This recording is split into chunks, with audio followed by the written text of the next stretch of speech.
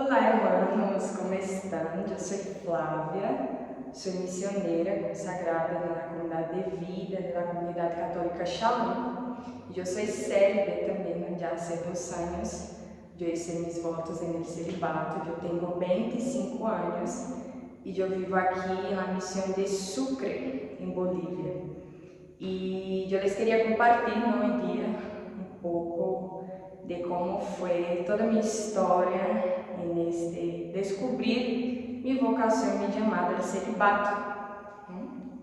E a história é super larga, pero eu queria resumir aqui em uns poucos minutos, porque eu me quedei pensando, Deus, o que vai dizer, não?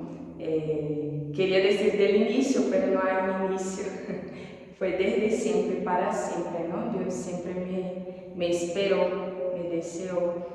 E chegou um dia em que eu me di conta de que era o que Deus realmente queria de mim, que era o que Deus realmente esperava de mim, não? Em minha vocação, em minha chamada.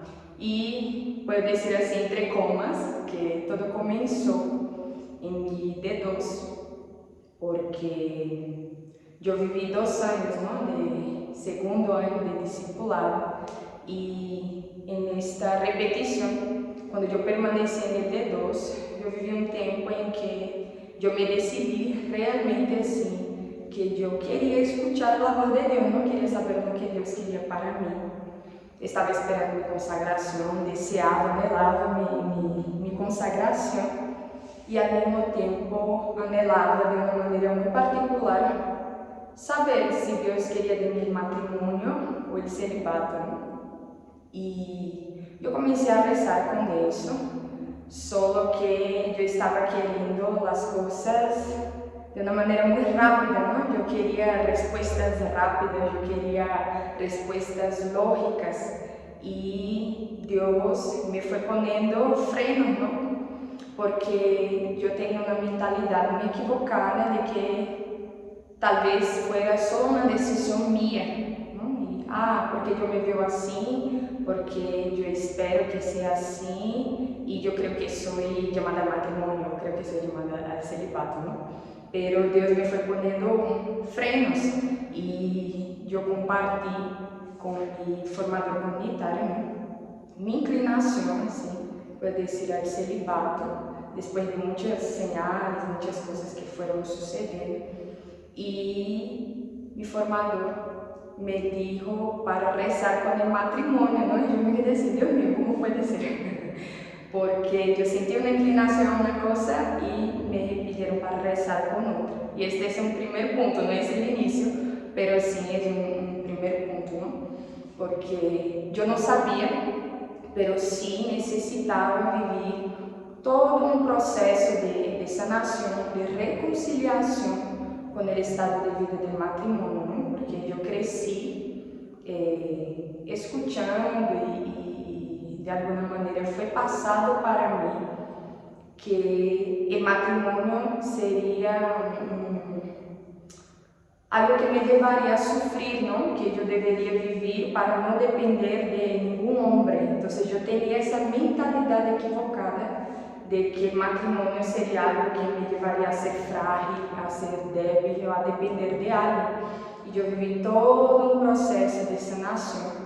Me acerquei muito a los matrimônios, ¿no? Que nesta época eu vivia na missão de São Luís, em Maranhão, no Brasil, e me acerquei muito a eles. Havia 2 matrimônios em esta missão e rezando com esse matrimônio, rezando também com minha história, com as coisas que eu escutei, com as coisas que me passaram, que eram mentalidades equivocadas. Eu fui entendendo que esta é uma vocação bela, não? Uma vocação que é da vontade de Deus, não? Uma vocação que a igreja necessita.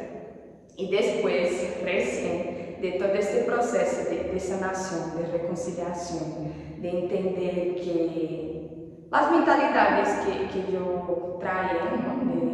Sobre o matrimônio e com relação à minha vida, à minha vivência também, eram equivocadas, não? E depois desta reconciliação, después de hasta mismo pensar, Dios mío, ¿por qué no hay matrimonio? Ahí fue que Dios me dijo, mira, tu vocación es el celibato. Es un poco diferente, ¿no? Mi historia, pero yo necesité pasar por todo este proceso de reconciliación.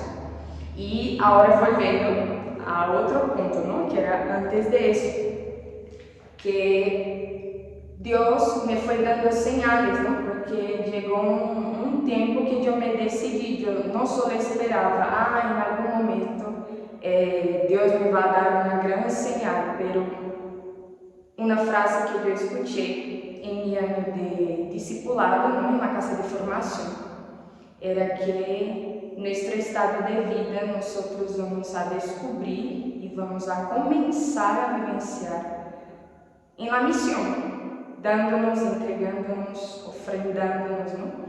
Y justo en esa época de mi D2, en que yo estaba ya esperando mi consagración y todo eso, yo me decidí por, Señor, yo abro mi corazón, yo quiero que tú me hables, yo quiero que tú me des señales, yo ya no voy a forzar nada, yo ya no voy a querer seguir mi voluntad, ¿no? A querer hacer las cosas por mí misma, sino que yo dije a Dios, Señor, que sea tu voluntad, yo abro mi corazón. Y un punto muy importante, ¿no? Es que es por la oración también, ¿no? Yo en este tiempo me decidí por solamente escuchar la voz de Dios y dejar todos los conceptos que yo tenía, ya, enfim, las cosas que yo traía, las mentalidades, y me decidí, Señor, yo quiero escuchar tu voz. Y de ahí, desde este entonces, Dios vino como una tempestad, ¿no? Así, y comenzó a darme muchas señales. Y un punto muy importante ahí es que estas señales venían principalmente por medio de los jóvenes. En esta época, así, desde que yo ingresé en la comunidad, ¿no? El Señor me da a los jóvenes, pero en esta época de una manera muy especial y muy particular, Dios me hablaba mucho por medio de los jóvenes, ¿no? Y una joven, que en esta época era de la obra, ahora ya es discípula en la comunidad de Alianza, ella tuvo un sueño, ella soñó conmigo y soñó que yo era una niña, una bebita, ¿no? Y yo estaba sentada en el piso jugando con un anillo de celibato. Y ella me contó ese sueño, yo me quedé así súper, Dios mío, no digas a nadie, ¿no? Yo me quedé súper nerviosa, ¿no? Y guardé eso en mi corazón, ella igual no dijo a nadie, ¿no? Y yo fui guardando. Y otros jóvenes comenzaron a buscarme, no con sueños, obvio, pero pidiendo intercesión. Y yo fui sintiendo que Dios me confiaba esta maternidad espiritual. Y eso fue convirtiéndose en algo mucho más fuerte, cada vez más, desde esta época.